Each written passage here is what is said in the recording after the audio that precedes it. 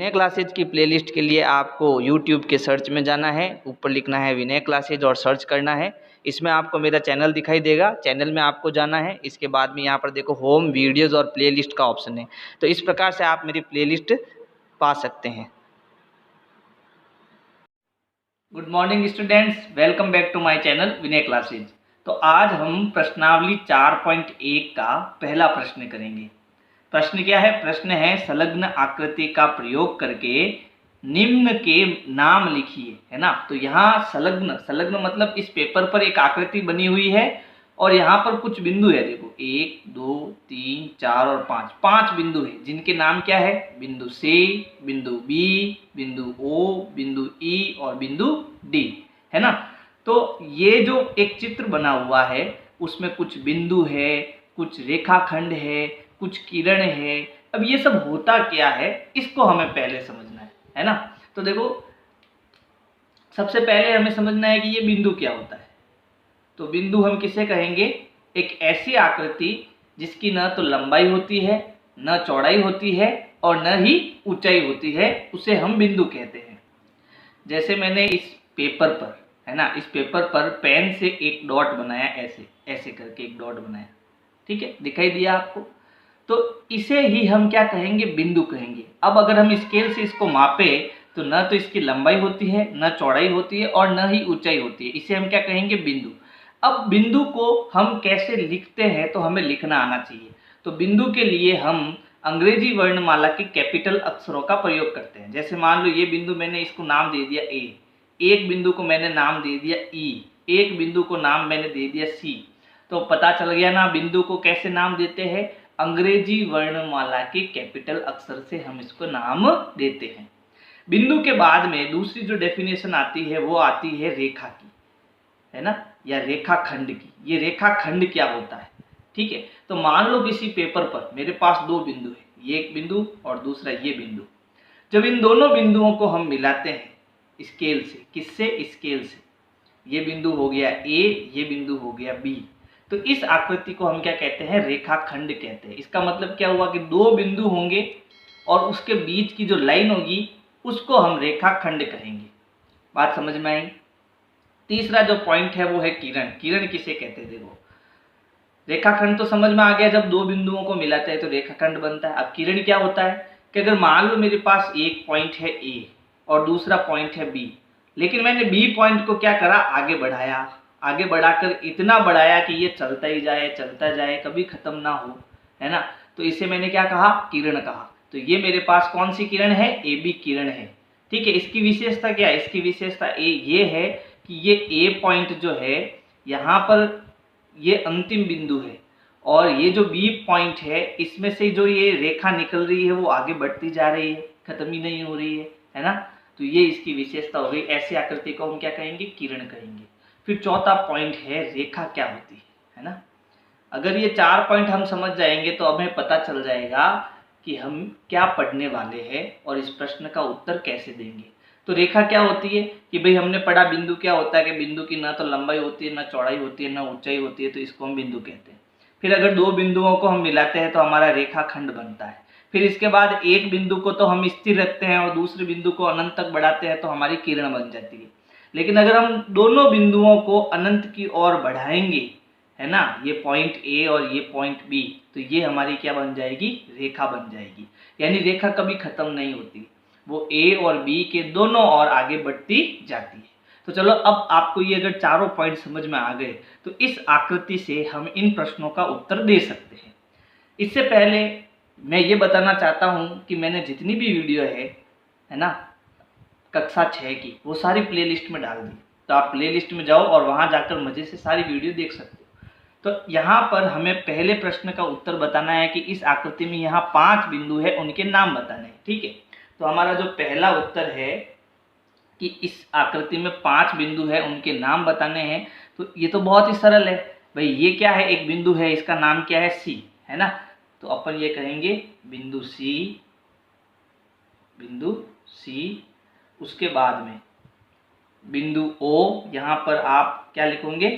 बिंदु O, ऐसे भी लिख सकते हो, सिर्फ O। फिर B, फिर उसके बाद E और डी। तो कितने बिंदु हुए? 5। 1 2 3 4 5, ये सब आपके बिंदु है। क्या है? बिंदु। ठीक है, फिर हमें दूसरा उत्तर देना है कि एक रेखा बतानी है इसमें, केवल एक रेखा। एक रेखा क्या होती है? जो दोनों तरफ ऐसे चलती जाए, है ना, और यहाँ बीच में 2 पॉइंट हो। तो अगर देखो हमें इस रेखा की बात करूँ तो यहाँ दोनों तरफ तीर है ना, और ये अंतिम पॉइंट क्या है? डी, और इधर क्या पॉइंट है? बी। तो मैं कह सकता हूँ रेखा डी और बी, रेखा डी बी। एक ही रेखा बतानी थी तो हमने बता दी डी बी। कैसे बताई? कि भैया हमारा चित्र रेखा जो होती है वो दोनों तरफ आगे बढ़ती है ना। अब यहाँ इसके पास वाला पॉइंट, यहाँ इसके पास वाला पॉइंट कौन सा लिया हमने? एक तो लिया डी और दूसरा हमने यहाँ लिया बी। तो ये हमारी रेखा हो गई डी बी। समझ आया? तीसरा है सी पॉइंट। यहाँ है 4 किरणें। कितनी किरणें बतानी है? 4 किरणें। तो देखो ऐसी आकृति जहाँ आपको दिखाई दे रही है वो सब आपके क्या हो गई? किरण हो गई। तो देखो कहाँ कहाँ दिखती है। तो सबसे पहले देखो ये O पॉइंट ले लो और ये B ले लो। तो ये O और B हो गई एक किरण। तो एक किरण तो मेरे पास हो गई OB। ठीक है, ये आपकी किरण OB हो गई। फिर उसके बाद में अपन ये भी तो ले सकते हैं, देखो E से B ले लेते हैं, यानी ये E से चालू हो गई और यहाँ B आ गया। E से B मैंने ले ली, ये यहाँ से E से B, तो ये भी एक किरण बनेगी, है ना। तो हम कह सकते हैं EB भी एक किरण है। उसके बाद D से भी तो हम ले सकते हैं कि भाई D से B, है ना, ये आपके D हो गया और ये आपके चल रही यहाँ पर B, तो ये भी तो एक किरण होगी, है ना। तो मैं कहूँगा DB भी एक किरण है। और कौन कौन सी किरण है? देखो ये ऊपर की ओर जा रही है O से, लेकिन यहाँ पर हमारे पास कोई पॉइंट नहीं है तो इसको छोड़ो, लेकिन इधर तो जा रहा है O से C, है ना। तो ये भी एक किरण है O से C। तो 4 किरण हमको बतानी थी, हमने 4 किरणें बता दी। ठीक है, अंतिम जो है डी, 5 रेखाखंड। रेखाखंड क्या होता है? जो दोनों ओर आगे नहीं बढ़ता, है ना। जैसे मैं ये 2 बिंदु है इसको मिलाता हूं तो ये मेरा क्या बन गया? रेखाखंड। ये पॉइंट हो गया ए और ये पॉइंट हो गया बी, यानी 2 अंतिम पॉइंट होने चाहिए, अंतिम बिंदु होने चाहिए। तो देखो कहाँ कहाँ बनता है। तो देखो ये ओ और बी, इसके बीच ये एक लाइन हो गई, तो ये क्या हो गया? रेखाखंड हो गया, है ना। ओ से बी तक, तो ये हमारा रेखाखंड, ये आगे नहीं जा रहा है, इसका ध्यान रखना। ओ से बी रेखाखंड, रेखाखंड ओ बी। एक तो ओ बी हो गया, ओ से बी। फिर ये ई ओ बी हो गया, चलो ई ओ बी हो गया। फिर डी ई बी हो गया, डी ई बी हो गया। ठीक है, और हमें कितने चाहिए? 5 चाहिए। तो 1 2 3, 3 हुआ। फिर ओ से सी तक ले लो तो ओ सी भी हो गया, चलो। फिर उसके बाद देखो हम ये बड़ी वाली भी ले सकते हैं, डी से बी, डी बी। लेकिन आप कहोगे सर आपने यहाँ भी डी बी लिया, यहाँ भी डी बी लिया, तो फिर अंतर क्या है? तो चलो इसमें अंतर भी हम निकालते हैं। देखो बिंदु में हम यहाँ बिंदु सी लगाते हैं, बिंदु ओ लगाते हैं, बिंदु बी लगाते हैं, बिंदु ई लगाते हैं, बिंदु डी लगाते हैं, तो ये तो हमारा बिंदु बन जाता है। फिर रेखा में क्या करता है? क्योंकि रेखा दोनों तरफ आगे बढ़ती है ना, तो इसके यहाँ आप डीबी में ऐसी एक ऊपर निशान बना दो। तो अब इसको हम पढ़ेंगे रेखा डीबी, है ना। फिर सी पॉइंट क्या था? किरणें। तो किरणों के लिए कैसे जाती है किरण? ऐसे जाती है। तो इनके ऊपर हम ऐसे किरण का निशान लगा देंगे। ये ओ बी किरण, ये ई बी किरण, ये डी बी किरण, ये ओ सी किरण, है ना। और रेखाखंड में ऐसे निशान लगाया जाता है ना, कहीं भी कोई तीर नहीं लगाते। तो ये हो गया रेखाखंड ओ बी, रेखाखंड ई ओ, रेखाखंड डी ई, रेखाखंड ओ सी और रेखाखंड डी बी। तो इस प्रकार से आपको ये प्रश्न करना है। अब है प्रश्न संख्या 2। प्रश्न में है संलग्न आकृति में दी हुई रेखा के सभी संभव प्रकारों के नाम लिखिए। आप इन चारों बिंदुओं में से किसी भी बिंदु का प्रयोग कर सकते हैं। तो हमें क्या बताना है? रेखा बतानी है अलग अलग प्रकार की, ठीक है। और किस में से बतानी है? इस चित्र को देख के बतानी है। तो हम इसके कितने नाम बता सकते हैं, वो सारे नाम हमें बताने हैं। किसके? इस रेखा के, ठीक। तो देखो मैंने यहाँ एक रेखा बनाई, मैंने यहाँ ये पॉइंट दे दिया ए और दूसरा पॉइंट दे दिया बी, तो इसका नाम क्या हुआ? रेखा ए बी। तो यहाँ पर मेरे पास एक नाम आ गया ए बी, ठीक है। अच्छा, और क्या क्या नाम हो सकता है कि भैया ये रेखा हो गई आपकी। अब की बार मैंने किया ये पॉइंट ए ले लिया और अगला पॉइंट सी ले लिया, तो ये भी तो रेखा है। तो इस रेखा का नाम क्या हो गया? ए सी, ठीक है। फिर कहा और क्या नाम हो सकता है, तो मैंने कहा आपकी बार ये जो आपकी रेखा है, यहाँ मैंने पॉइंट ले लिया ए और अगला पॉइंट मैंने ले लिया डी, तो अब ये इस रेखा का क्या नाम बन गया, ए डी।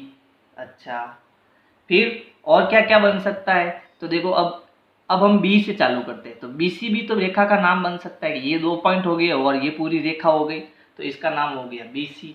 और क्या नाम हो सकता है कि भाई बी को छोड़ो, सी को छोड़ो, बी और डी को ले लो, तो ये 2 पॉइंट हो गए, है ना। ये जैसे अपनी रेखा हो गई, यहाँ हो गया बी और यहाँ हो गया डी, तो ये भी तो रेखा बन रही है बी और डी की, तो ये रेखा हो गई बी डी। अच्छा, फिर सी डी भी बन सकती है, ये सी डी रेखा बन गई। अच्छा, तो ये तो हम इस तरफ चल रहे हैं, तो ये सारे नाम आ गए। अब हम इस तरफ चलते हैं, ठीक है। ऐसा भी हो सकता है कि इस रेखा को मैं ऐसे बोलूँ डी ए, है ना, जैसे ये मेरी रेखा हो गई और इसको तो नाम हो गया डी और इसका नाम हो गया ए, तो ये भी तो एक रेखा है, यानी इसको मैं बोल सकता हूँ रेखा डी ए। बात समझ में आई। अब आगे और चलो, तो डी से ए हो गया, डी से बी कर लो, डी बी, फिर डी से सी कर लो, ये भी मेरे पास एक नाम आ गया, डी से सी हो गया। अब डी को छोड़ो, सी से ए कर लो, है ना, सी ए, ये रेखा सी ए बन गई। अच्छा, सी से ए हो गया, सी से बी ले लो, तो रेखा सी बी बन गई, है ना। और कैसे हो सकता है देखो, और अपन लास्ट में ये बी ए भी तो ले सकते हैं, तो अंतिम जो इसका नाम हो जाएगा वो हो जाएगा रेखा बी ए, ये ए है, रेखा बी ए। तो कितने संभावित नाम हुए इस रेखा के, देखो 1 2 3 4 5 6 7 8 9 10 11 और 12, तो टोटल 12 नाम इसके हो गए। कितने नाम होंगे, 12 नाम। और सारे ये जो जितने भी नाम हैं वो इस रेखा को बता रहे हैं। ये जो यहाँ से इधर जा रहे हैं ना, इस रेखा के इतने सारे नाम हम बता सकते हैं, संभावित नाम बता सकते हैं। प्रश्न संख्या 3 है, संलग्न आकृति को देखकर नाम लिखिए।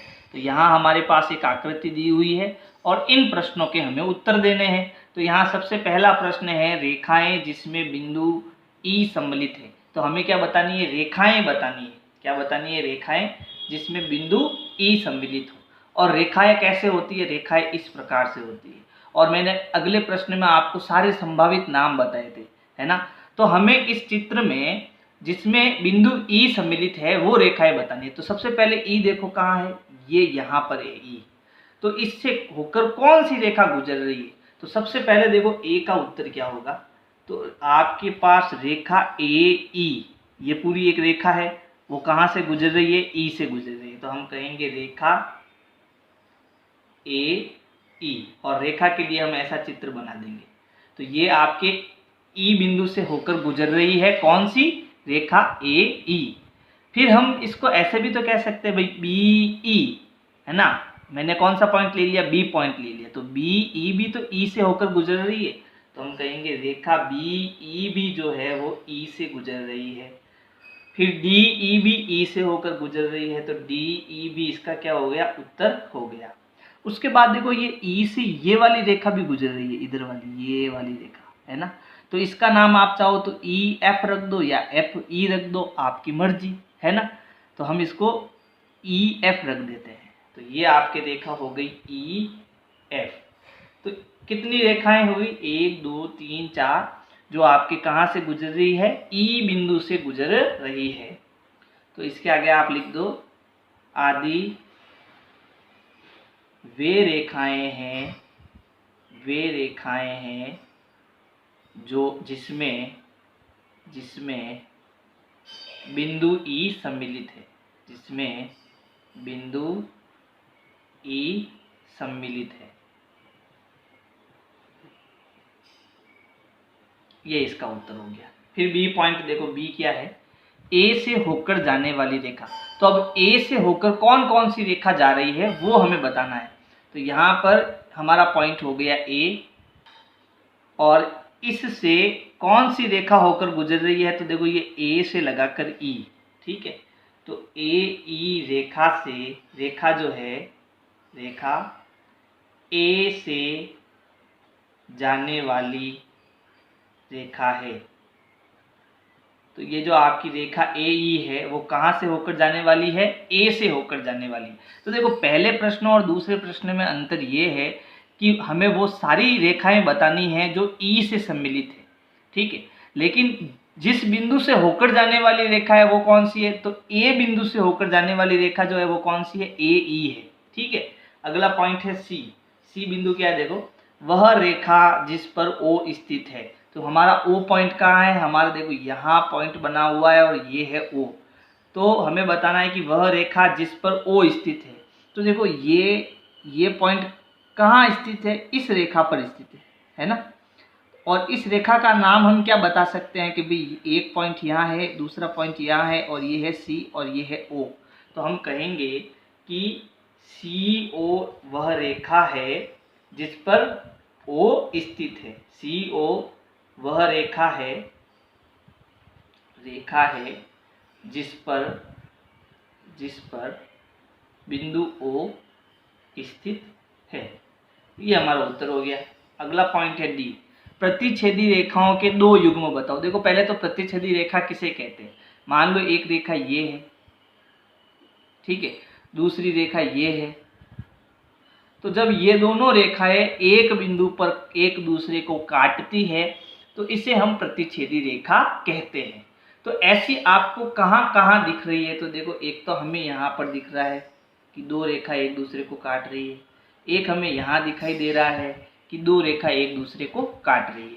तो हमें प्रतिच्छेदी रेखाओं के दो युग्म बताने हैं। तो पहला युग्म तो आपका कौन कौन सा हो गया, देखो एक तो आपकी रेखा हो गई ए ई, रेखा ए ई, व इसको कौन काट रही है भाई, इस रेखा को ये रेखा काट रही है यानी सी ओ। तो आप इसको कह सकते हो रेखा ए ई व सी ओ। एक तो आपके ये दोनों प्रतिच्छेद कर रही है एक दूसरे को, दूसरी रेखा ए ई व रेखा ये वाली ई एफ है ना, रेखा ई एफ। तो ये दो युग्म हो गए, पहला तो युग्म ये हो गया, दूसरा युग्म ये हो गया। तो इस प्रकार से आपको प्रश्न संख्या 3 करना है। प्रश्न संख्या 5 है, निम्नलिखित से होकर कितनी रेखाएं खींची जा सकती है। बहुत ही अच्छा प्रश्न है और आपको जिंदगी भर याद रखना है इस प्रश्न को।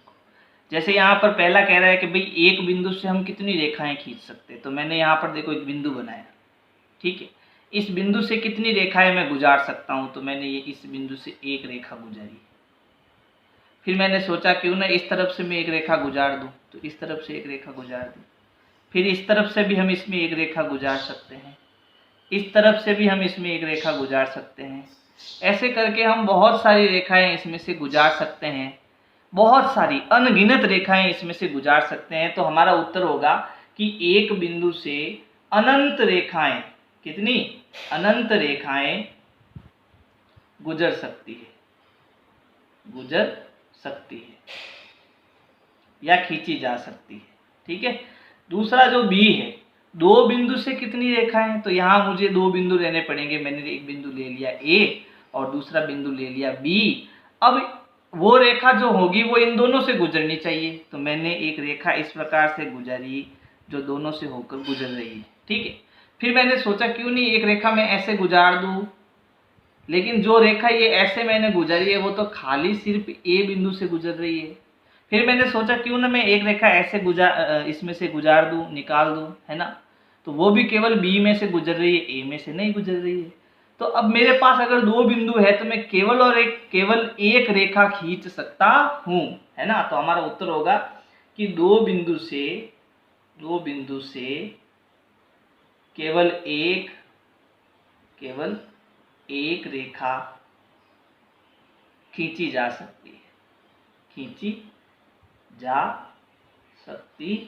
है। प्रश्न संख्या 5 है, निम्नलिखित स्थितियों में से प्रत्येक के लिए एक रफ आकृति बनाइए और उचित रूप से उसे नामांकित कीजिए। तो यहाँ सबसे पहले इसमें हमें क्या करना है, आकृतियाँ बनानी है। तो यहाँ सबसे पहला प्रश्न है, उसमें है बिंदु P रेखाखंड AB पर स्थित है। कौन, बिंदु P किस पर, रेखाखंड। रेखाखंड क्या होता है कि जब हम दो बिंदुओं को मिलाते हैं, जैसे ये बिंदु हो गया हमारा A और दूसरा बिंदु हो गया B, जब हम इसको मिलाते हैं तो हमारा बनता है रेखाखंड। तो ये बन गया रेखाखंड AB और इस पर मुझे एक बिंदु P बताना है, इस पर वो स्थित है। तो मैंने एक बिंदु कहीं भी, आप कहीं भी बीच में ले सकते हो, ठीक है। तो ये मेरा बिंदु हो गया P जो रेखाखंड AB पर स्थित है। तो ये मैंने इसका कच्चा चित्र बना दिया। फिर B देखो, B रेखाएं XY और PQ बिंदु M पर प्रतिच्छेद करती है। तो दो रेखाएं प्रतिच्छेद कब करेगी? जब एक दूसरे को ऐसे काटेगी, है ना। तो मुझे एक रेखा लेनी है XY, तो मैंने एक रेखा ऐसे ले ली। इसका नाम कैसे देना है? ये पॉइंट X है और ये पॉइंट Y है। एक रेखा मैंने ऐसे ले ली, है ना। ये पॉइंट आपका क्या हो गया? XY और PQ। तो ये P हो गया और ये पॉइंट Q हो गया, और इस पर M पर प्रतिच्छेद करती है। तो ये दोनों देखो कहाँ कट रही है? इस एक बिंदु पर कट रही है। तो इस बिंदु का नाम क्या हो जाएगा? M हो जाएगा। समझ में आया आपको कैसे आकृतियां बनानी है? चलो C देखो। तो C की हमें आकृति कैसे बनानी है इसको समझो। रेखा L पर E और F स्थित है परंतु D स्थित नहीं है। तो आपको एक रेखा L लेनी है। तो मैंने यहाँ पर एक रेखा खींच ली, ये ऐसे। इसका नाम क्या है? L। क्या नाम है? L। तो मैंने यहाँ पर इसका नाम यहाँ L दे दिया इसको। अब इसमें मुझे E और F दो बिंदु स्थित बताने हैं। जब जिस रेखा पर बिंदु स्थित होते हैं तो उसी पर हमें दो बिंदु बनाने हैं।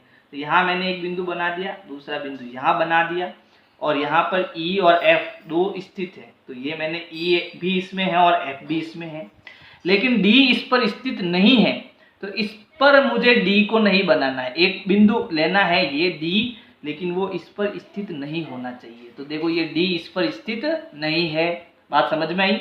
चलो अब D देखो, D क्या है? D है रेखाखंड। ये किसका निशान है? रेखाखंड। रेखाखंड OP और रेखाखंड OQ बिंदु O पर मिलती है ना। बहुत मस्त प्रश्न है ये। तो ये आपके रेखाखंड नहीं है, किरण है। क्या है? किरण। ये ऐसे जा रही है यूं, ठीक है। तो एक किरण O से P जा रही है और दूसरी किरण O से Q जा रही है, यानी दोनों का बिंदु एक ही है। और वो क्या है? O। दोनों का बिंदु एक ही है, O। तो मैंने ये बिंदु ले लिया O। तो एक तो O से P जा रही है, तो मैंने एक किरण जो है ऐसे गुजरी, ये आपकी हो गई P। और दूसरी किरण है Q, वो भी O से जा रही है, तो मैंने ऐसे एक किरण और बना दी, वो है Q। तो एक किरण आपकी OP हो गई, दूसरी किरण OQ हो गई। तो ये दोनों ही किस पर मिलती है? बिंदु O पर मिलती है। तो ये आपकी दो किरणें बना दी मैंने। इस प्रश्न को समझना बहुत जरूरी है हमारे लिए। ये सब प्रश्न हमें आने ही चाहिए, है ना। प्रश्न संख्या 6 है, रेखा MN की संलग्न आकृति को देखिए। इस आकृति के संदर्भ में बताइए कि निम्नलिखित कथन सत्य है या असत्य है। तो हमें एक रेखा MN, ये पॉइंट M और ये N, ये हमें रेखा MN दी हुई है, और इसमें जितने भी ये आपके A से लगाकर K तक कथन हैं, उनमें हमें बताना है कि ये सत्य है या नहीं है। तो सबसे पहला कथन क्या है? Q, M, O, N और P रेखा MN पर स्थित है क्या? तो हमारी एक रेखा MN है। M कहाँ है? M यहाँ पर है, N यहाँ पर है, और इस रेखा पर क्या ये बिंदु स्थित है क्या? देखो सारे बिंदु इसी पर स्थित है। Q भी यही है, M भी यही है, O भी यही है, N भी यही है, P भी यही है। सारे बिंदु इस रेखा पर स्थित है, इसलिए हम कहेंगे ये कथन सत्य है। तो हम कहेंगे ये कथन जो है वो क्या है? सत्य है। क्यों सत्य है? क्योंकि सारे बिंदु इसी पर तो स्थित है, कहीं ऐसे बाहर थोड़ी ना है। अगर कोई बाहर होता तो हम कहेंगे सारे बिंदु इस पर है ही नहीं, है ना। तो कोई बाहर नहीं है, सब इसी रेखा पर स्थित है। फिर भी देखो M, O और N रेखाखंड MN पर स्थित है। तो देखो रेखाखंड कह रहा है ये, रेखाखंड। रेखाखंड क्या होता है कि भाई जब दो बिंदुओं को मिलाते हैं, ये बिंदु M हो गया, ये बिंदु N हो गया, तो हम इसको रेखाखंड कहेंगे। अब ये रेखा नहीं है, ठीक है।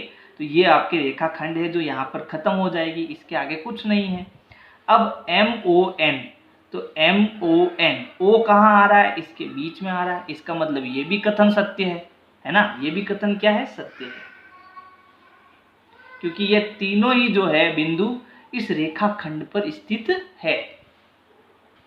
C पॉइंट है, M और N रेखाखंड MN के अंतिम बिंदु है। रेखाखंड के अंतिम बिंदु, बिल्कुल सही बात है। कैसे कि ये जो रेखाखंड है उसका सबसे लास्ट वाला बिंदु क्या है M, फिर इसका सबसे लास्ट वाला बिंदु क्या है N, तो ये भी कथन हमारा क्या हो गया, सत्य हो गया। अगला देखो D पॉइंट, O और N रेखाखंड OP किरण के अंतिम बिंदु है। अब इसको समझो, O और N, कहाँ है O और ये N, यानी ये आपका बन गया ON। फिर रेखाखंड, ये जो ON रेखाखंड है वो किरण OP के अंतिम बिंदु है। अब OP कहाँ है, OP यहाँ है, यानी O से लगाकर आगे ये आपका यहाँ पर एक पॉइंट है P, तो ये आपके बन गया OP। यहाँ पर ये आगे जा रहा है ऐसे, ठीक है, यानी यहाँ से ये आगे जा रहा है, इसको आप देखो OP और ये हो गया N। तो अब ये कह रहा है कि रेखाखंड जो है ON वो OP के अंतिम बिंदु है। तो OP के अंतिम बिंदु कैसे हो सकते हैं, यहाँ पर किरण क्या है, किरण है आपके O और P, ये आपके किरण है। तो इसके अंतिम पॉइंट, किरण का कोई अंतिम पॉइंट होता ही नहीं है, एक पॉइंट होता है O, दूसरा पॉइंट होता है P, लेकिन ये अंतिम पॉइंट नहीं होता, किरण का कोई अंतिम पॉइंट नहीं होता। बात समझ में आई, तो ये कथन हमारा हो गया असत्य। फिर E है M रेखाखंड QO, ये Q और ये O, चलो बना देते हैं, ये Q और ये O, तो ये हमारा हो गया रेखाखंड, ठीक है, यहाँ ये खत्म हो गया, यहाँ पर ये बिंदु हो गया Q और ये बिंदु हो गया O। M रेखाखंड, M कहाँ है, M इस Q और O के बीच में है ना, तो M रेखाखंड QO के दोनों अंत बिंदुओं में से एक बिंदु है। तो ये M दोनों अंत बिंदुओं में से एक बिंदु कैसे हो सकता है, दोनों अंतिम बिंदु कौन है, एक तो है Q, दूसरा है O, ये तो इसके बीच में है, तो ये भी कथन क्या हो गया, असत्य। फिर अगला प्रश्न है M किरण OP पर एक बिंदु है। तो किरण OP कहाँ है, तो देखो ये O और P, ये आपका हो गया O और ये हो गया P, और ऐसे किरण जा रही है। M किरण OP पर एक बिंदु है। अब M कहाँ है, देखो M ये है, यहाँ पर पीछे, यहाँ है M, ठीक है। तो क्या ये M जो है वो इस किरण OP पर स्थित है क्या, नहीं है भाई। यहाँ पर अगर कहीं होती तो हम कहते M यहाँ पर है, लेकिन यहाँ पर नहीं है, तो हम यहाँ कहेंगे कि ये कथन हमारा क्या है, असत्य है। क्या है, असत्य है। अगला पॉइंट G, किरण OP किरण QP से भिन्न है। तो OP कहाँ है, OP इधर है, ये आपका O और ये आपका P, तो ये OP है। QP किधर है, तो देखो ये Q हो गया और ये P हो गया, है ना। तो आप किरण आपके ये इधर हो गई Q और ये हो गई आपके P, तो दोनों एक ही दिशा में जा रहे हैं, है ना, लेकिन दोनों भिन्न है। दोनों क्या है, भिन्न है। क्यों, क्योंकि ये किरण छोटी होगी और ये किरण इससे क्या होगी, बड़ी होगी, क्योंकि ये यहाँ से स्टार्ट हो रही है और ये यहाँ से स्टार्ट हो रही है, ठीक है। तो ये दोनों एक दूसरे से भिन्न होगी, ये कथन हमारा क्या है, सत्य है। अब है H, तो किरण OP वही है जो किरण OM है। ये कह रहा है कि दोनों किरणें बराबर है क्या, कि OP क्या है, देखो OP यहाँ से आगे बढ़ रही है, ये यहाँ से, और OM कहाँ से बढ़ रही है, तो देखो OM ये किरण है और ये रेखाखंड है, ये OM है। अब ये तो इतना सा है और ये इतना बड़ा आगे की ओर जा रहा है, तो दोनों समान कैसे हो सकते हैं, ये कथन हमारा क्या हो गया, असत्य हो गया। अगला पॉइंट, किरण OM, तो किरण OM कहाँ है, देखो ये ऐसे है ना, OM यानी ये इधर जाने वाली किरण, ठीक है। फिर OP, तो OP कहाँ है, ये आपके OP है, इतनी बड़ी, के विपरीत नहीं है। तो किरण OM O इधर है और M इधर है, तो ये इधर जा रही है ना, O से M यानी इधर जा रही है, और OP ये इधर जा रही है। तो OM इधर है, OP इधर है, दोनों विपरीत है, जबकि ये कह रहा है विपरीत नहीं है, तो ये कथन हमारा असत्य हो गया, क्योंकि वो तो विपरीत है दोनों, है ना। चलो जे देखो, O किरण OP का प्रारंभिक बिंदु नहीं है। तो प्रारंभिक बिंदु तो है, देखो ये O हो गया और ये P हो गया, तो ये जब बिंदु इधर जा रहा है तो ये O बिंदु है और ये P बिंदु है, तो ये जो बिंदु होता है इसे हम प्रारंभिक बिंदु कहते हैं। तो हम कहेंगे नहीं, ये तो प्रारंभिक बिंदु है, इसका मतलब ये कथन क्या हो गया, असत्य हो गया। अगला पॉइंट है कि एन किरण एन पी, यानी ये किरण है एक एन पी, कहाँ है एन और पी, यानी ये किरण आपकी हो गई एन और ये पी। एन किरण एन पी और एन एम, एन एम किधर है, ये एन एम इधर है, ये इधर है एन एम। चलो का प्रारंभिक बिंदु है, बिल्कुल, क्योंकि ये इधर जा रही है एन पी और ये एन एम इधर जा रही है, तो दोनों का प्रारंभिक बिंदु जो है वो एन ही है ना। तो हम कहेंगे ये कथन सत्य है। तो अगर आपको मेरी वीडियो पसंद आए तो लाइक करो, सब्सक्राइब करो, शेयर करो, कमेंट करो। Thank you.